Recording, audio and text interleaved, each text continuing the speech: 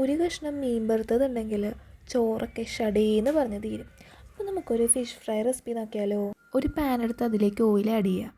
മീൻ വൃത്തിയാക്കി ചെറിയ കഷ്ണങ്ങളാക്കി മുറിച്ചെടുക്കാം. ഇനി അതിലേക്ക് അരപ്പ് ചേർത്ത് കൊടുക്കാം. 2 സ്പൂൺ മുളക് പൊടി, 1 സ്പൂൺ കുരുമുളക് പൊടി, 1/2 സ്പൂൺ മഞ്ഞൾപ്പൊടി, പിന്നെ ആവശ്യത്തിന് ഉപ്പ്. ഇവയെല്ലാം മീൻ കഷ്ണങ്ങളിലേക്ക് ചേർക്കുക. ഇഞ്ചിയും വെളുത്തുള്ളിയും ചതച്ച് പേസ്റ്റാക്കിയത് ഒന്ന് മാറ്റി വയ്ക്കുക. എണ്ണ ചൂടായി വരുമ്പോൾ നമ്മുടെ അരപ്പ് പുരട്ടി വെച്ചിരിക്കുന്ന മീൻ കഷ്ണങ്ങൾ അതിലേക്ക് ചേർത്ത് കൊടുക്കുക. നമ്മൾ മീൻ കഷ്ണങ്ങളിൽ അരപ്പ് പുരട്ടി ഒരു കുറച്ച് സമയം ഒന്ന് വെച്ചേക്കണം. അതായത് അരപ്പ് അതിലേക്ക് പിടിക്കാൻ വേണ്ടിയിട്ടാണ്. അതിന് ശേഷമാണ് നമ്മൾ ഇത് വറുക്കാൻ വേണ്ടിയിട്ട് എടുക്കുന്നത്. അതുപോലെ തന്നെ ചിലർ ഈ ഇഞ്ചി വെളുത്തുള്ളി ചതച്ചത് ഇത് ആദ്യം നമ്മൾ മീൻ കഷ്ണങ്ങൾ ഇടുമ്പോഴേ അതിൻ്റെ കൂടെ ചേർത്ത് ചെയ്യാറുണ്ട്. പക്ഷെ അങ്ങനെ ചെയ്യുമ്പോൾ നല്ല രീതിയിൽ കരിഞ്ഞു പോകാറുണ്ട്.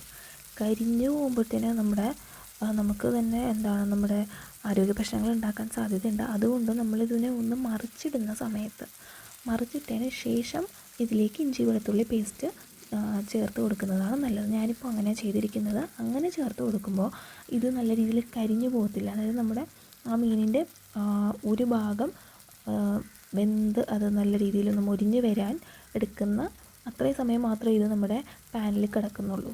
അതുകൊണ്ട് തന്നെ അത് കരിഞ്ഞു പോകത്തില്ല. പക്ഷെ നമുക്ക് കഴിക്കുമ്പോൾ നല്ല ടേസ്റ്റും കാണും, വരണ്ട് വരികയും ചെയ്യും. ഓക്കെ, സോ അങ്ങനെ ചേർത്ത് കൊടുക്കുന്നതാണ് നല്ലത്. ഇനി ഇതിപ്പോൾ നമ്മൾ മറിച്ചിട്ടിട്ടുണ്ട്. മറിച്ചിട്ട് ഇഞ്ചി വെളുത്തുള്ളി പിന്നെ കുറച്ച് കറിവേപ്പില കൂടി ആഡ് ചെയ്തിട്ടുണ്ട്. ഞാനിവിടെ ഒരു വലിയ കഷ്ണം ഇഞ്ചിയും അതുപോലെ തന്നെ ഒരു വെളുത്തുള്ളി ഒരെണ്ണം മുഴുവനായി എടുത്തിട്ടുണ്ട്.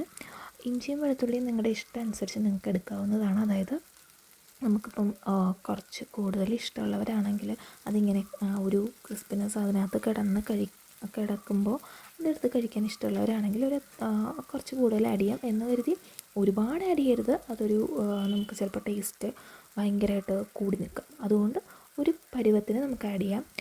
അതുപോലെ തന്നെ നമ്മൾ ഉലുവാപ്പൊടി നമ്മൾ നേരത്തെ അരപ്പ് പുരട്ടി വെച്ചല്ലോ. അരപ്പ് പുരട്ടി വെച്ച സമയത്ത് ഉലുവാപ്പൊടി നമ്മൾ വളരെ കുറച്ചാണ് ആഡ് ചെയ്യുന്നത്. 1/4 ടീസ്പൂൺ ആഡ് ചെയ്യുന്നത്. ഞാൻ എടുത്തിരിക്കുന്ന സ്പൂൺ എന്ന് പറഞ്ഞാൽ വളരെ ചെറിയ സ്പൂണാണ്. അപ്പം കാരണം ഉലുവ കൂടുതലായാൽ എപ്പോഴും പറയും പോലെ തന്നെ ഉലുവ കഴിക്കാൻ സാധ്യതയുണ്ട്. അതുകൊണ്ട് വളരെ കുറച്ച് നമ്മൾ ഉലുവ ആഡ് ചെയ്യാൻ പാടുള്ളൂ.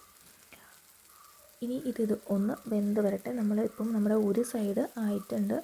അതുപോലെ തന്നെ നമ്മുടെ ഈ ഇഞ്ചിയും വെളുത്തുള്ളിയും നമുക്ക് തിരിച്ചും മറിച്ചും ഇട്ട് കൊടുക്കാം. അതും 2 വശവും വെന്ത് വരാൻ വേണ്ടിയിട്ടാണ്.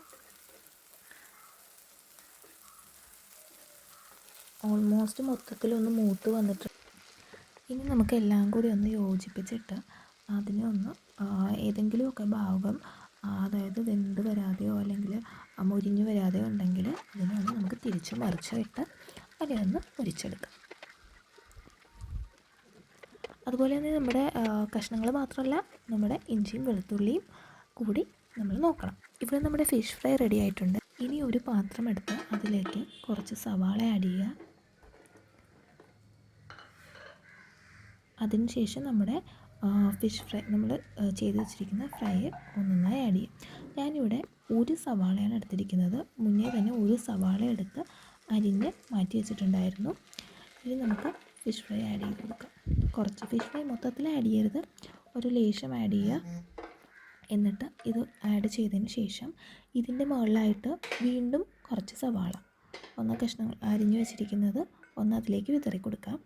അതിനുശേഷം വീണ്ടും നമ്മുടെ ബാക്കിയുള്ള ഫിഷ് ഫ്രൈ ഇതിനകത്തേക്ക് വീണ്ടും ആഡ് ചെയ്ത് കൊടുക്കാം. മൊത്തത്തിലായിട്ട് ആഡ് ചെയ്യുക. ഇനി വീണ്ടും അതിൻ്റെ മുകളിലേക്ക് സവാള ആഡ് ചെയ്യുക.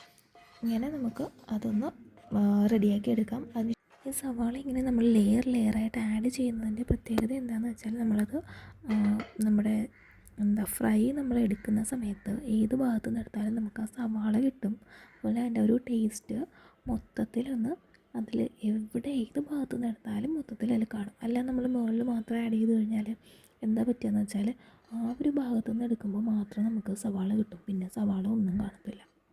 അതുകൊണ്ട് നമ്മളിങ്ങനെ ലെയറായിട്ട് ആഡ് ചെയ്യുക. എന്നിട്ട് ഇതിനെ ഒന്ന് പ്ലേറ്റും തട്ടി കൊടുക്കുക. നമ്മുടെ ഫിഷ് ഫ്രൈ ഇവിടെ റെഡിയാക്കി.